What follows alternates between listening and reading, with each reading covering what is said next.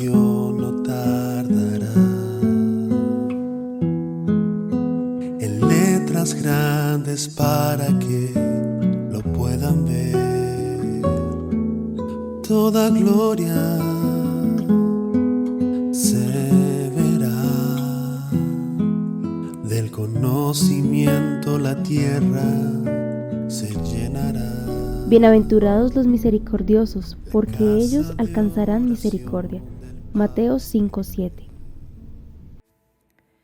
Estás escuchando Un Corazón Nuevo de Wendy Bello. En este libro vamos a explorar diferentes declaraciones hechas por el Señor Jesús a lo largo de los Evangelios, las cuales se relacionan con el tema de un corazón nuevo, partiendo de una premisa. Tenemos un corazón muerto que solo Cristo trae a la vida y luego lo cambia. Mi corazón y el tuyo nacen contaminados por el pecado que heredamos y por lo tanto necesita ser regenerado, hechos nuevos. Esto no es algo que logremos por nuestra propia cuenta. El corazón nuevo es un milagro con la firma de Dios. Bienvenida, Ivonne, y seguimos profundizando cada vez más sobre la misericordia. Recordaba que Warren Wiersbe dice que la prisión más miserable del mundo es la prisión que hacemos cuando nos negamos a mostrar misericordia. ¿Qué frase esta, verdad? Buen día, Dianita y queridas oyentes. Sí, qué frase la que tenemos para hoy para comenzar. Muy linda. Vamos a ahondar en lo que esto significa para entender por qué él llegó a esta conclusión, ¿no? Nos disponemos una vez más para que el Señor nos enseñe en este episodio. Y me preguntaba por qué será que el Señor quiere que demos un nuevo capítulo sobre el tema de la misericordia, porque la vez pasada estuvimos hablando y creo que esta cualidad se ha perdido también un poco entre las relaciones humanas y es por esto que necesitamos volver a meditar, tal vez una y otra vez en ello.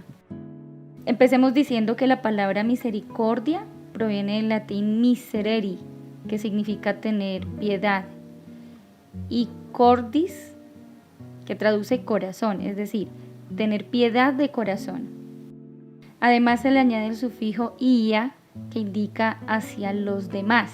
Así que al definirlo en una oración sería como tener piedad de corazón hacia los demás.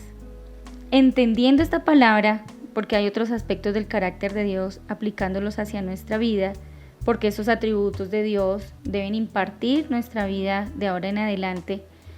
Por otra parte, sabemos que la misericordia también es un atributo del carácter de Dios, maravilloso para nosotras.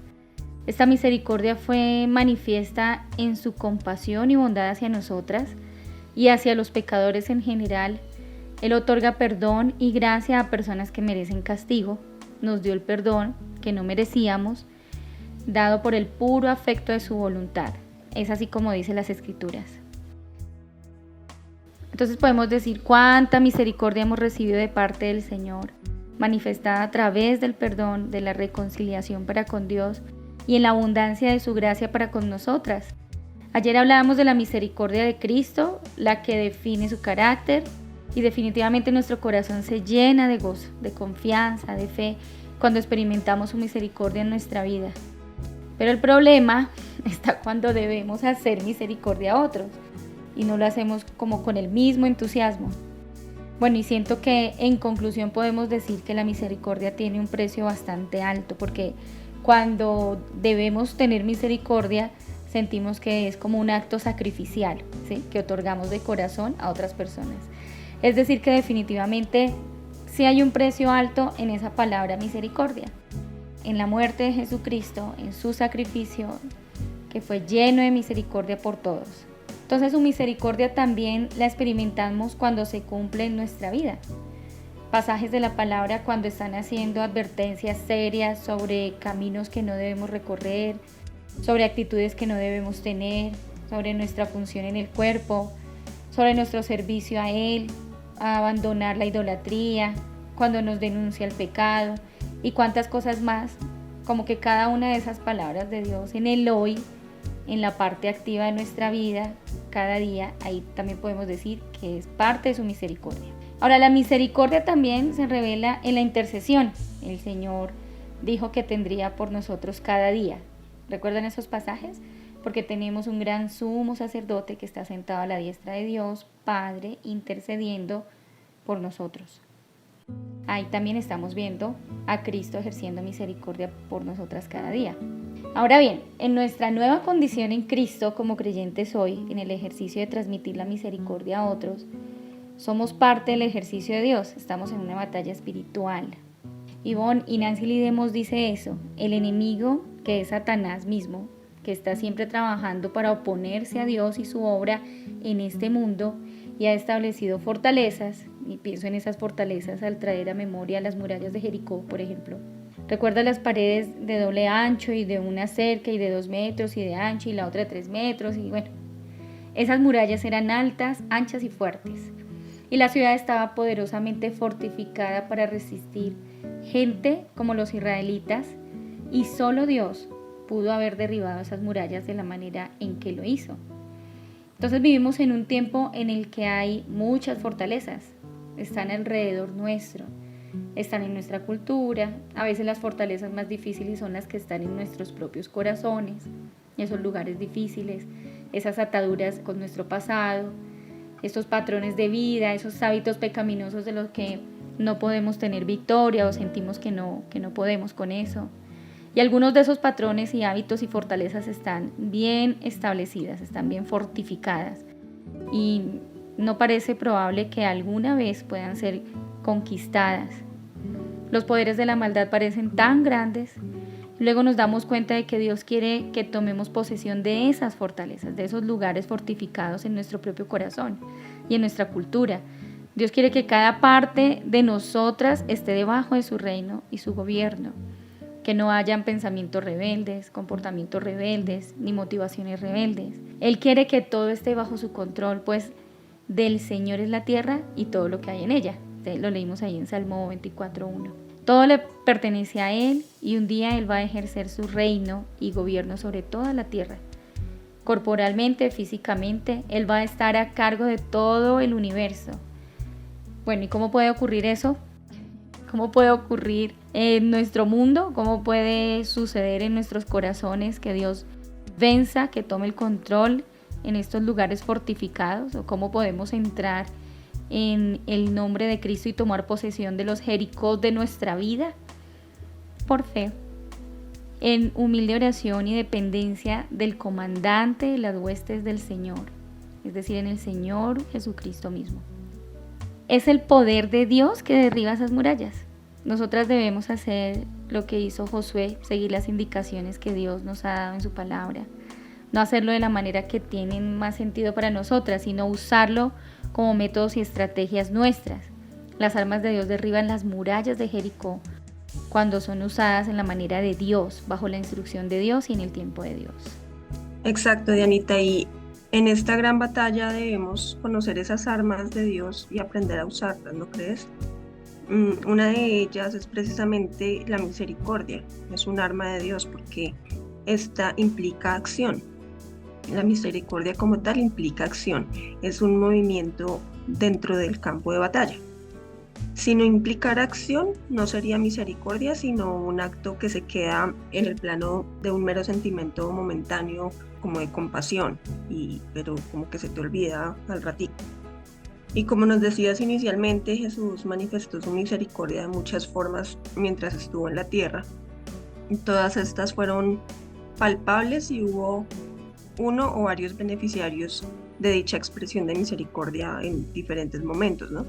Jesús sanó y alimentó a muchos e incluso resucitó a personas por pura misericordia, sin condición alguna, sin evaluar requisitos de esa persona que iba a ser beneficiaria de su misericordia. Él tiene misericordia porque es parte de sí mismo. La misericordia es parte de su carácter y por eso se goza en expresar dicha misericordia. Así que como resultado de su carácter moldeado también en nosotros, se goza cuando nosotros de la misma forma expresamos misericordia.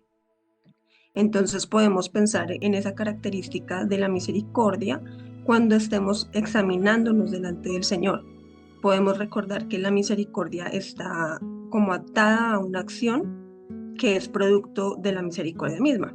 Entonces puede ser, por ejemplo, si sabemos de alguien en necesidad ¿Será que solo hemos pensado, ay, pobrecita esa persona, que el Señor la guarde y lo ayude? Y hasta de pronto oramos en el momento por esa persona y por su necesidad.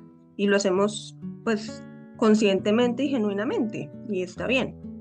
Pero ¿será que hemos ido un poquito más allá? A incomodarnos un poco nosotros y salir de nuestra forma de confort para preguntarle a esa persona, al hermano, o incluso si no es hermano, también. Preguntarle cómo le podemos ayudar, decirle que sabemos que tiene esa dificultad y que estamos ahí para colaborarle. Así no tengamos nosotros, digamos, una respuesta inmediata de solución, pero como mostrarle nuestra disposición. Además de expresarle a esa persona que estamos dispuestas para efectuar la acción que ayude al hermano. Y si no está en nuestras manos, no solo elevar una oración, sino hacer de la carga del hermano la mía también. Y doblar rodillas una y otra vez intercediendo a favor de la obra de Dios en el hermano en medio de la situación. Entonces, siempre tengamos en mente que al hablar de misericordia, corresponde a hablar de acción voluntaria en favor del otro. La acción de misericordia de Dios por nosotros fue darnos a su Hijo como provisión para reconciliarnos con Él. Y ¿qué mayor acto de misericordia que ¿no crees? Entonces, ahora quisiera hacer un poco más explícita la relación entre la misericordia y el corazón nuevo que nos ha dado el Señor, que es como el marco en el que nos estamos moviendo dentro de toda esta serie. Así como vimos en el episodio pasado que la humildad es un sello de evidencia de ese corazón nuevo, la misericordia también lo es, porque está muy ligada con las emociones, de donde podemos sentir esa compasión o esa empatía y amor por el otro. Y también está ligada con la voluntad que nos lleva a la obediencia. Esa obediencia que, como decíamos anteriormente, a pesar de incomodarnos un poco, rinde nuestra voluntad para glorificar al Señor sirviendo al prójimo. Tanto las emociones como la voluntad son parte del corazón, así que evidentemente la misericordia brotará de ese corazón renovado por el Señor. Pero más allá de eso, llegar como al clímax de la práctica de la misericordia sería experimentar el cumplimiento del pasaje que está en Miqueas 6:8 respecto a la misericordia, que dice que es llegar a poder amar la misericordia. Eso solo puede ser fruto del trabajo del Espíritu Santo en ese corazón. Que podamos llegar a amar, vivir ejerciendo permanentemente la misericordia, es el sello de evidencia de un corazón transformado. Por eso es que esto no puede ser fingido. Por esto es que es tan evidente cuando un creyente es espiritual, porque tiene una práctica de vida íntima con el Señor. Que sea nuestra oración y nuestro deseo honrar realmente al Señor viviendo una vida sensible a las necesidades de su reino, y que decidamos practicar en colaboración con lo que tenemos, ya sea material o inmaterial. Pueden ser bienes, dinero, pero también puede ser nuestro tiempo, nuestro conocimiento, nuestros talentos puestos al servicio de otros para glorificar a Cristo.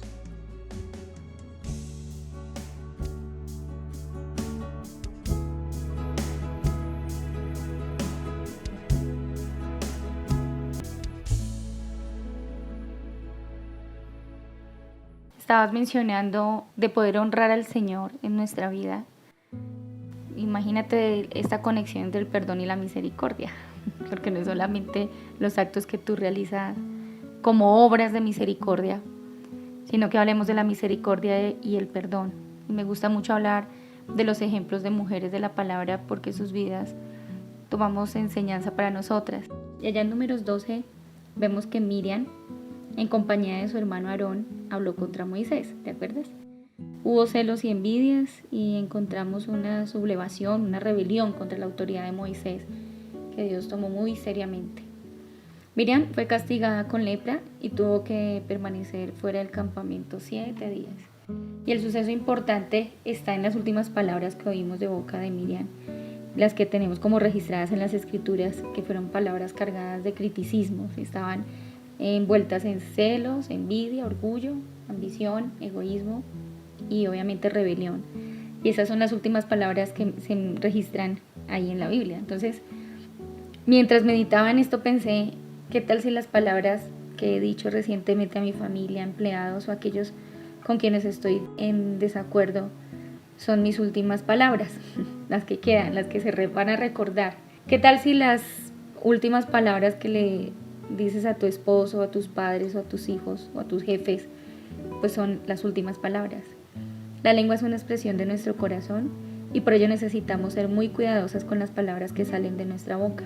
Bueno, el hecho de que para Dios el criticar, es decir, el murmurar, el oponerse a sus siervos es una cosa seria, debemos decir: no dejemos que estos pensamientos se conviertan en palabras. El hablar contra un hombre de Dios, contra tu esposo, o los que están en denominaciones contra el pastor o un líder cristiano, o el oponerse a él o pisotearlo con un corazón orgulloso, lleno de envidia, de celos y de crítica, el tener un corazón rebelde, realmente podemos decir es algo serio, porque es una gran maldad. Y este era un asunto, como decíamos, serio, porque a lo largo de esos pasajes vemos la increíble misericordia también que Dios tuvo que tener, bueno, en varios aspectos. Lo voy a mencionar así rápido. Primero, la misericordia de Dios ante el hecho de que Miriam no murió, porque si recordamos muchos habían muerto por pecado, pero Dios había tenido misericordia de Miriam y también podemos decir que ha tenido misericordia de ti y de mí, y tal vez de las que están escuchando.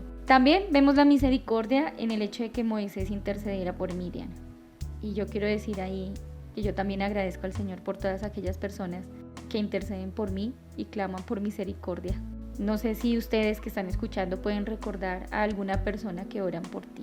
Vemos también la misericordia de Dios en el hecho de que fuera sanada. No solamente el hecho de que no muriera, sino el hecho de que no terminara sus días como una leprosa, por ejemplo. Y hermanas, hemos experimentado la sanación del Señor y esto es parte de su misericordia. Fue la misericordia de Dios la que hizo que Miriam no estuviese apartada por más de 7 días, la que produjo el restablecimiento de su relación con Dios y con el pueblo de Dios. Y esa es siempre la meta que Dios persigue cuando castiga y cuando disciplina, que nuestra relación, después del castigo y la disciplina, sea restablecida, tanto con Él, es decir, con el Señor, como con su pueblo. Ay, qué hermoso es el Señor, de verdad que qué gran expresión de su misericordia al otorgarnos el perdón. Mira que reflexionando en mi posición ante el Señor, en la cual yo he sido su ofensora y Él aún así me ha recibido, y queriendo de pronto yo restituir mi ofensa, Él solo me ha dicho que Él mismo ya la restituyó. No puede haber otra respuesta como que sea coherente a esto que Él ya hizo, que rendirme a sus pies. Solo puede salir de mi corazón el decir: Señor, ¿qué quieres que haga por ti? Incluso hay una canción que cantamos que dice esto, ¿no? Dice: ¿qué quieres que haga por ti, Señor? Dice: Señor, ¿qué quieres que haga después de todo lo que has hecho por mí? Ya que todo me lo has dado de gracia, ahora ¿qué puedo hacer por ti? Hermanas que me escuchan, piensen si no es esto lo más lógico y sensato. Y seguramente todas o la mayoría respondemos sí y amén. Y decimos: ay, qué lindas estas hermanas, con ese corazón tan puro, todas dispuestas. Hermanas, y si lo que el Señor nos dice, que lo que podemos hacer por Él, es hacer lo mismo que Él hizo por nosotras. Es decir, perdonar a otros. Mostrar esa misericordia con otros, con esa acción del perdón. ¿Será que en ese caso nuestro corazón seguirá tan dispuesto? ¿O será que le diremos al Señor: ay, no, pídeme otra cosa, lo que sea menos eso? Yo quiero hacer algo por ti, pero no por Pepito o Pepita, que no se lo merece. Como si nosotras sí hubiéramos merecido el perdón de Dios. O tal vez será que nos engañaremos pensando que ya hemos perdonado lo que tenemos que perdonar y que no tenemos nada contra nadie, y además con esto también pretendemos engañar al Señor, como si Él no supiera la verdad de nuestros corazones. Y si tal vez te la llevas bien con todos a tu alrededor y no hay conflictos visibles, pero ¿qué pasa con aquella persona, aquel o aquella, con quien dejaste de hablarte hace mucho tiempo por X motivo? ¿Piensas que ya la perdonaste, lo perdonaste? pero mejor que se quede allá de lejito, ¿cierto? O sea, no tengo nada contra él, pero mejor que se quede allá de lejito. ¿Será que ese es el perdón que Dios nos pide que tengamos con quienes nos han ofendido? La autora del libro nos trae a memoria la carta de Pablo a Filemón. Mira que curiosamente estuvimos estudiando esta carta el mes pasado en la iglesia local. Y hay una creencia común en cuanto al perdón, en la cual equivocadamente pensamos que podemos perdonar, pero las cosas nunca van a ser iguales. Confieso que esto mismo pensaba yo, o incluso a veces vuelve a mí ese pensamiento, pero con esta carta de Filemón, el Señor nos prueba que esto no es así. El perdón del Señor transforma e incluso puede hacer que las cosas efectivamente no sean como antes, sino que sean aún mucho mejor que antes, que sean como nunca te las hubieras imaginado. Con el perdón que podemos dar proveniente del Espíritu de Dios, el Señor permite que recibamos nuevamente a quienes nos han ofendido. Restaura esa relación con quien nos ha ofendido y también restituye el daño causado. Todo esto en los términos de Dios, claro, porque sus pensamientos son mucho más altos que los nuestros. Puede incluso que esta restitución no sea directamente a nosotros. Podemos esperar como que nos devuelvan, no sé, si nos robaron algo, que nos lo devuelvan. Es como lo más lógico, pero es posible que el Señor no tenga este plan de restitución de esa forma, ¿no? Entonces puede que no seas tú mismo el beneficiado de la restitución del Señor, pero sí posiblemente generaciones posteriores. Recuerdo el caso de Jim Elliot y sus compañeros, quienes fueron misioneros en Ecuador y llevaron el evangelio a tribus indígenas amazónicas, entre las cuales estaban los Guaraní, quienes los asesinaron. Sin embargo, sus esposas y sus hijos sobrevivieron y perdonaron a estos indígenas, y no solo eso, sino que se quedaron allí con ellos, continuando la obra, evangelizando, y fruto de todo esto, de esa decisión que ellos tuvieron de perdonar y continuar la obra, es que el Señor salvó a muchos y ha quedado un legado de inspiración para muchos misioneros que han venido después de él y que seguramente vendrán. Entonces cobra mucho sentido la frase inicial que decías de Warren Wiersbe, que mencionaste al comienzo: la prisión más miserable del mundo es prisión que hacemos cuando nos negamos a mostrar misericordia. En cuanto a la misericordia manifestada en el perdón, nos libra de la amargura del rencor y nos abre la puerta a experimentar las riquezas del Señor en otro nivel. En cualquier otro tipo de manifestación de la misericordia, igualmente, será salir de la cárcel de nuestros propios límites para conocer más profundamente esos pensamientos de Dios, que son más altos que los nuestros, porque como dice la palabra, más bienaventurado es dar que recibir.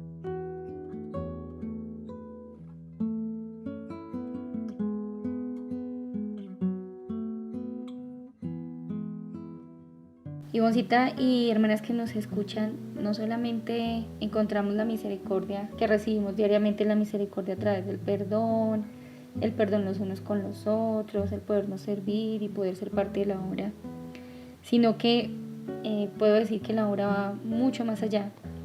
Podemos decir que incluso hay bendición en la misericordia.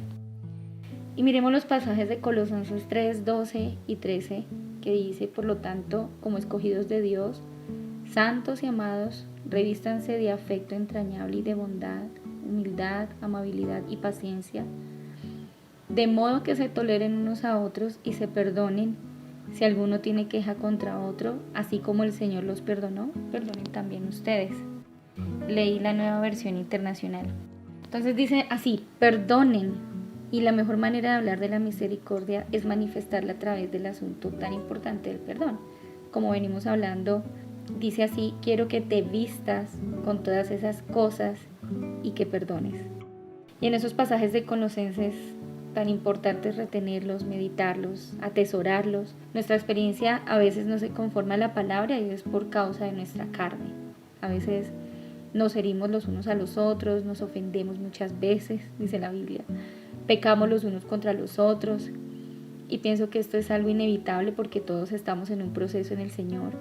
La parte importante es comprender que no importa lo que me haya pasado, si yo respondo en la forma que Dios me dice. incluyendo el perdón. Eso formará lo que soy en Cristo. La forma en que respondo a la herida, al dolor, a la ofensa, es la forma que soy. Esa ofensa no tiene que tener el control de mi vida. El Señor nos dio un espíritu de poder y de dominio para que su espíritu pueda gobernar nuestro corazón. Y Dios está diciendo, escucha, quiero que respondas en perdón. Y allá en Colosenses 3:13 dice, perdona cualquier ofensa que puedas tener contra otra persona. Mejor dicho, perdónense. Y el pasaje continúa diciendo, perdonándose unos a otros, si alguien tiene queja contra otro, como Cristo los perdonó, así también háganlo ustedes. Es casi como decir, tú también debes perdonar. Solo en caso de que no lo hayas entendido, las 2 primeras veces, la persona en tu mente, ese rostro, ese corazón, ese nombre, Dios te ordena a que lo perdones. Y la falta de perdón también tiene consecuencias. Tú puedes elegir perdonar o no, pero hay consecuencias. Algunas de ellas son las que yo he podido ver y sentir en mi propia vida. Tal vez algunas de ustedes lo están sintiendo en sus propias vidas y otras son las que mencionan las Escrituras, que es una consecuencia de la falta de perdón que se experimenta en las manifestaciones físicas en nuestro cuerpo. Alguna vez atravesé un periodo de falta de perdón en mi matrimonio y estoy segura de que alguien que esté casado puede dar testimonio de que a veces es difícil perdonar. Pero recordemos que nos casamos 2 grandes pecadores que se ejercitan diariamente en el perdón. Y muchas veces, Ivonne, he dicho esto, cuando me preguntan, hermana, ¿para usted qué es el matrimonio? Yo digo, el matrimonio es un ejercicio constante de perdón. ¿Saben algo? Voy a contar algo personal. Cuando ofendo a mi esposo y no me vuelvo al Señor y a mi esposo para pedir perdón, experimento enfermedad en mi cuerpo. Y esto ocurre, número 1, por la falta de perdón y número 2, por la falta de pedir perdón. Mi cuerpo se enferma, pero cuando yo puedo reconocer mi pecado y me ejercito en pedir perdón a mi esposo y él ora por mí, increíblemente, hermanas, mi cuerpo experimenta la sanidad. Y creo que este es el método particular de Dios conmigo. Me ayuda a no cargar con asuntos pendientes. La medicina ha observado que del 60 al 90% de los trastornos de la salud, los cuales resultan en una visita al médico, están relacionados al estrés y mucho de eso es por problemas en las relaciones. Muchos investigadores relacionan enfermedades, incluyendo las enfermedades autoinmunes, el dolor, el cáncer, la hipertensión, el estrés, causado por traumas en las relaciones, y aún utilizan la palabra falta de perdón como una causante principal. Si hoy estás eligiendo no perdonar, tu cuerpo puede que lo esté sintiendo.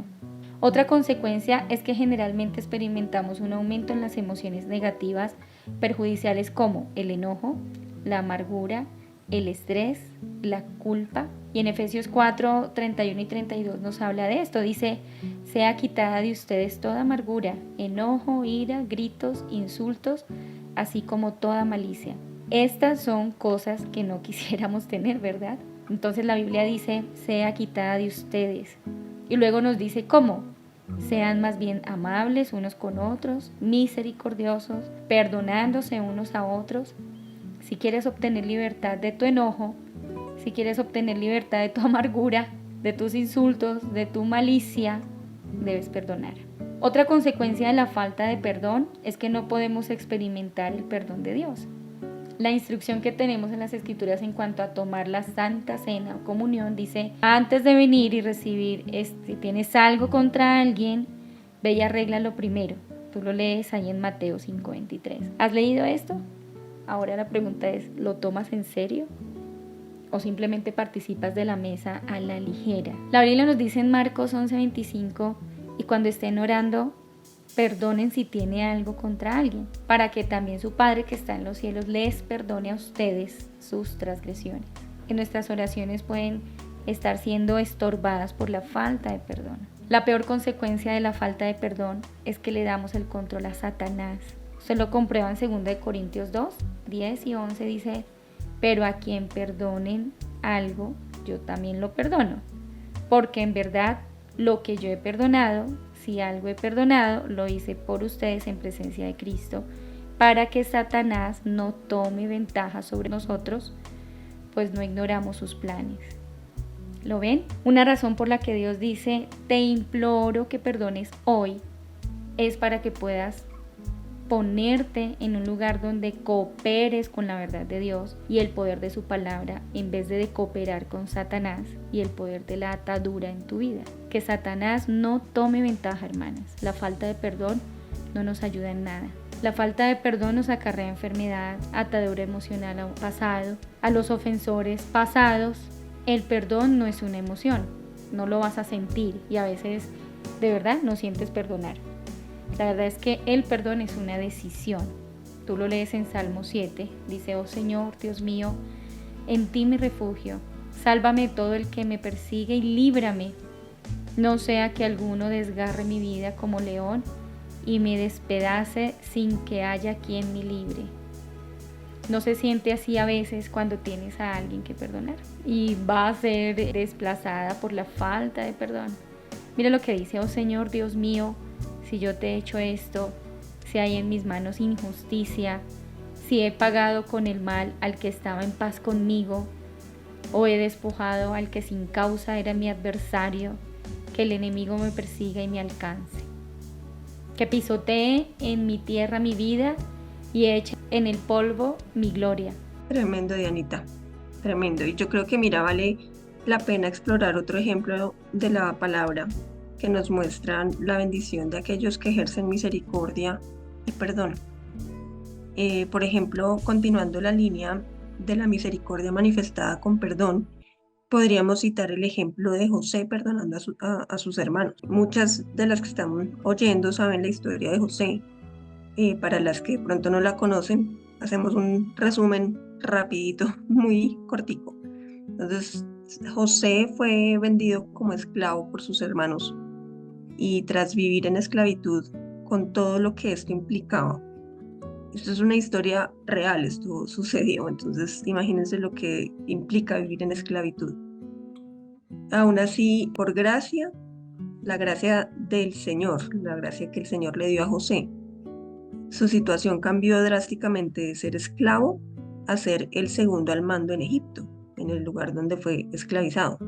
Y allí llegaron nuevamente sus hermanos a Egipto a pedir ración de comida porque se estaba pasando un tiempo de hambruna y el pueblo de Israel, la descendencia de Jacob, estaban pues pasando hambre. Entonces tuvieron que ir a Egipto a pedir comida. Y José tuvo ese encuentro nuevamente con ellos cara a cara. Y en lugar de aprovechar para dejarlos sin comida o vengarse de ellos, José los abrazó y los perdonó. Y seguramente no fue fácil. No fue, seguramente pasó por su cabeza muchas cosas, ¿no? Pero a la final, su decisión fue perdonar. Él sabía que Dios había permitido todas las cosas con un propósito, salvar la vida de ellos y de muchas otras personas. Y la bendición que vemos aquí es que fue el camino que el Señor usó para hacer de la familia de Jacob el pueblo de Israel y hacerlo una gran nación. Eso está en Génesis 46:3. Y esto es finalmente el cumplimiento de la promesa de Dios, ¿no? Y cuando hacemos misericordia, nos volvemos un canal para que el Señor extienda su obra a otros. Nos volvemos instrumentos útiles en sus manos. Esto en sí mismo ya es una bendición muy grande para nosotros. Qué privilegio que el Señor nos use, ¿no? Es una honra poder ser útiles en su reino. Pero como Dios es Dios y su amor es inagotable, además de que ya nos beneficiamos de ser parte de su reino y hacernos herramientas útiles en sus manos, también nos da más. Así que ejercer misericordia nos trae a nosotros además más conocimiento de Cristo mismo, que trae bendición a nuestra vida como bienaventuranzas, una vida grata a Dios, nos trae gozo y nos da cosecha de las dádivas que ofrecemos a otros. También nos beneficiamos siendo receptores de la misericordia de otros y del Señor mismo. Todos nacemos con un corazón muerto a causa del pecado. Solo mediante la obra salvadora de Cristo un corazón muerto puede cobrar vida. Yo no lo puedo hacer. Llegar a tener un corazón completamente nuevo es un proceso que vivimos de este lado de la eternidad. Estás escuchando el podcast de Un Corazón Nuevo de la autora Wendy Bello, con la ayuda de Diana Ramírez e Ivonne Alvarado. Queremos animarte a comprar tu libro y participar a otras mujeres de este estudio. La misericordia de Dios va más allá de un sentimiento, se refleja en acción. Amar la misericordia no es hacer algo para aplacar nuestras conciencias, es amar vivir de esta manera porque Dios lo ama. A la luz del perdón que hemos recibido, no nos queda otra opción que extender perdón a otros. Cuando elegimos perdonar, sacrificamos el derecho que consideramos teniendo a la amargura y el rencor. Solo mediante el poder del Espíritu Santo en nosotras podemos perdonar, otorgar misericordia y experimentar sanidad y libertad del perdón. Nos vemos mañana en la siguiente emisión. Conéctate cada día con Añada tu Fe y participa de nuestros estudios. Que nuestra vida sea renovada por medio de la renovación de nuestro entendimiento. Viviendo en santidad y comunión, manifestando la gloria de Dios Padre. En Él somos casa.